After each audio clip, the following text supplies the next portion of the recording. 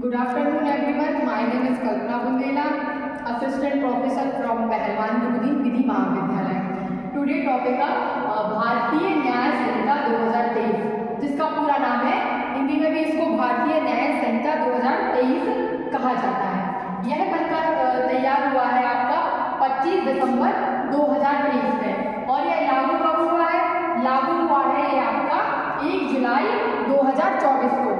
और जैसा कि पुराने आईपीसी में अगर देखा जाए तो उसमें टोटल सेक्शन जो हुआ करते थे वो हुआ करते थे 511 और नई वाली जो आपकी भारतीय न्याय संहिता है उसमें आपके सेक्शन घटा के कर दिए गए हैं कितने?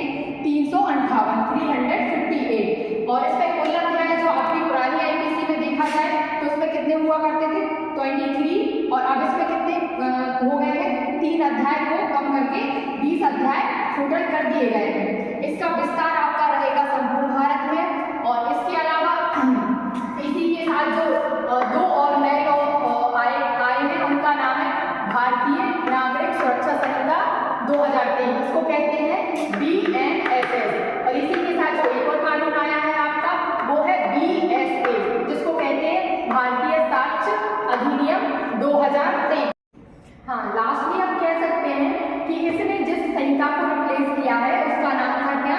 भारतीय दंड संहिता 1860। ठीक है, ये आपका नया कानून है जिसको क्या कहा जाता है? भारतीय न्याय संहिता 2023 इसलिए कहा जाता है क्योंकि इसको जब संसद के दोनों सदनों में लाया गया था तो उस टाइम में उसकी डेट क्या हुआ करती थी? 25 दिसंबर 2023 में इसको क्या हुआ? राष्ट्रपति की स्वतंत्र सहमति मिल गई थी और इसको लागू कब करा गया है? तो ये हुआ है आपका 1 जुलाई 2024 में।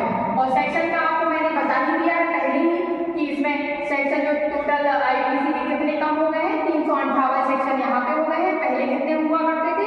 वो हुआ करते थे 511। और अध्याय कितने थे?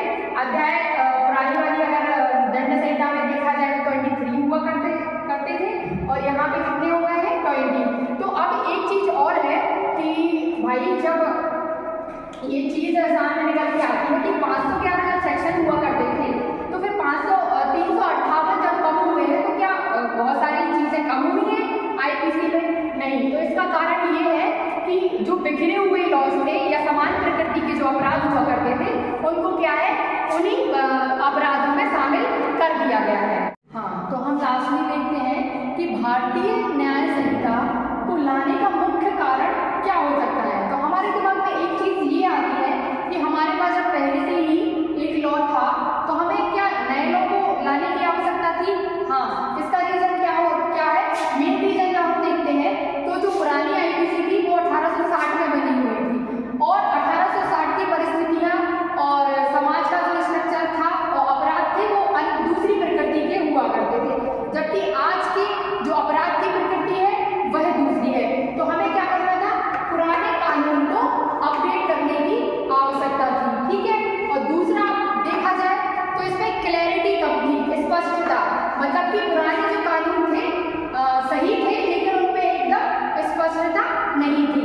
और तीसरा अगर रीजन की अगर बात करी जाए तो नए अपराधों को शामिल करना, मतलब कि आज के समय में आपने देखा होगा कि साइबर जो अपराध है वो समाज में किस हद तक बढ़ गए हैं। तो समाज में साइबर